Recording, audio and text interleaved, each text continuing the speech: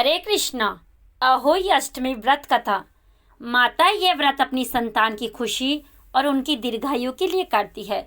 कार्तिक कृष्ण अष्टमी को यह व्रत रखा जाता है और इस व्रत में अहोई माता की पूजा की जाती है।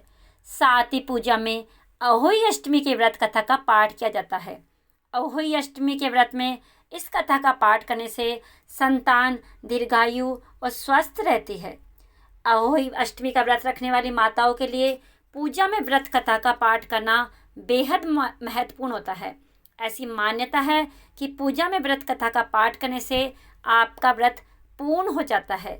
आइए आपको बताते हैं अहोई अष्टमी की संपूर्ण व्रत कथा। एक साहूकार था जिसके 7 बेटे और 7 बहुएं थी।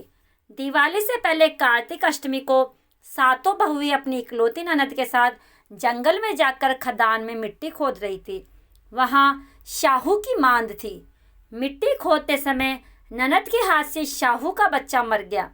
इससे शाहू माता बहुत नाराज हो गई और बोली, मैं तो तेरी कोख बांधूंगी। तब ननद अपनी सातों भाभियों से बोली, तुम में से कोई अपनी कोख बंधवा लो। सभी भाभियों ने अपनी कोख बंधवाने से इनकार कर दिया, परंतु छोटी भाभी सोचने लगी कि अगर मैंने कोख नहीं बंधवाई तो सासू जी नाराज होगी। यह सोचकर ननद के बदले में छोटी भाभी ने अपनी कोख बंधवा ली। अब उसके जो भी बच्चा होता वह 7 दिन का होकर मर जाता। यह बात उसने एक दिन पंडित को बुलाकर पूछी कि मेरी संतान 7वें दिन क्यों मर जाती है। तब पंडित ने कहा, तुम सुरही गाय की सेवा करो। सुरही गाय शाहू माता की भाईली है, वह तेरी कोख खुलवा देगी, तब तेरा बच्चा जिएगा। अब वह बहुत जल्दी जल्दी उठकर चुपचाप सुरही गाय के नीचे साफ सफाई कराती। सुरही गाय ने सोचा, रोज उठकर कौन मेरी सेवा कर रहा है, सो आज देखूंगी। गौ माता खूब सवेरे उठी, देखती है कि साहूकार के बेटे की बहू उसके नीचे साफ सफाई कर रही है। गौ माता उससे बोली, बोलो क्या मांगती हो। साहूकार की बोली, शाहू माता तुम्हारी भाईली है और उसने मेरी कोख बांध रखी है, सो मेरी कोख खुलवा दो। गौ माता ने कहा, अच्छा ठीक है। अब तो गौ माता समुद्र पर साहूकार की बहू को अपनी भाईली के पास लेकर चल पड़ी। रास्ते में कड़ी धूप थी, सो वह दोनों एक पेड़ के नीचे बैठ गई। थोड़ी देर में एक सांप आया। उसी पेड़ पर गरुड़ पंखनी का एक बच्चा था। सांप उसको डसने लगा। तब साहूकार की बहू ने सांप मारकर ढाल के नीचे दबा दिया और बच्चे को दबा लिया। थोड़ी देर में गरुड़ पंखनी आई तो खून देखकर साहूकार की बहू को चोंच मारने लगी। तब साहूकार की बहू बोली, मैंने तेरे बच्चे को नहीं मारा, बल्कि सांप तेरे बच्चे के करीब आया था। मैंने तो उससे तेरे बच्चे की रक्षा की है। यह सुनकर गरुड़ पंखनी बोली, मांग तू क्या मांगती है।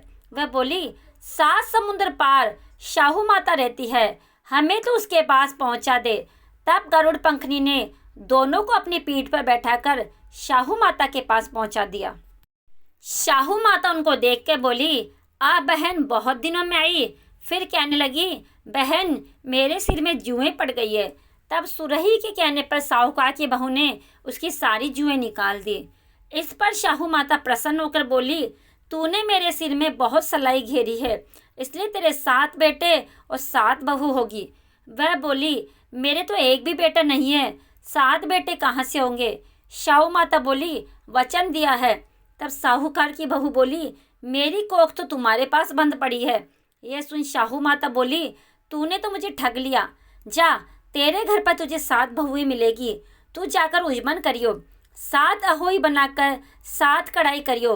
वह लौटकर घर आई तो वह देखा कि 7 बहू और 7 बेटे बैठे थे। वह बहुत खुश हो गई। हे अहोई माता, जैसे साहूकार की बहू को खुशियाँ दी, वैसे सबके जीवन को खुशियों से भर देना। और कहानी कहने वाले, सुनने वाले और हुंकारा भरने वाले सभी पर अपनी कृपा दृष्टि बनाए रखना और सभी की संतान को स्वस्थ और लंबी उम्र प्रदान करना। जय हो अहोई माता की। इसके बाद विनायक जी की कहानी अवश्य सुने। एक गांव में माँ बेटी रहती थी। एक दिन वे अपनी माँ से कहने लगी कि गांव के सब लोग गणेश मेला देखने जा रहे हैं, मैं भी मेला देखने जाऊंगी। माँ ने कहा कि वहाँ बहुत भीड़ होगी, कहीं गिर जाओगी तो चोट लगेगी। लड़की ने माँ की बात नहीं सुनी और मेला देखने चले गए। माँ ने जाने से पहले बेटी को 2 लड्डू दिए और एक घंटी में पानी दिया। माँ ने कहा कि एक लड्डू तो गणेश जी को खिला देना और थोड़ा पानी पिला देना, दूसरा लड्डू तुम खा लेना और बचा पानी भी पी लेना। लड़की मेले में चली गई। मेला खत्म होने पर सभी गांव वाले वापस आ गए, लेकिन लड़की वापस नहीं आई। लड़की मेले में गणेश जी के पास बैठ गई और कहने लगी, एक लड्डू और पानी गणेश जी तुम्हारे लिए और एक लड्डू और बाकी बचा पानी मेरे लिए। इस तरह कहते कहते सारी रात बीत गई। गणेश जी ये सोचने लगे कि अगर मैंने लड्डू और पानी नहीं पिया तो ये अपने घर नहीं जाएगी। यह सोच कर गणेश जी एक लड़के के वेश में आए, उससे एक लड्डू लेकर खा लिया और साथ ही थोड़ा पानी भी पी लिया। फिर कहने लगे, मांगो, तुम क्या मांगती हो। लड़की मन में सोचने लगी कि क्या मांगू, अन्न मांगू या धन मांगू, या अपने लिए अच्छा वर मांगू, या खेत मांगू, या महल मांगू। वह मन में सोच रही थी तो गणेश जी उसके मन की बात को जान गए। वह लड़की से बोले कि तुम अपने घर जाओ और तुमने जो भी मन में सोचा है वह सब तुम्हें मिलेगा।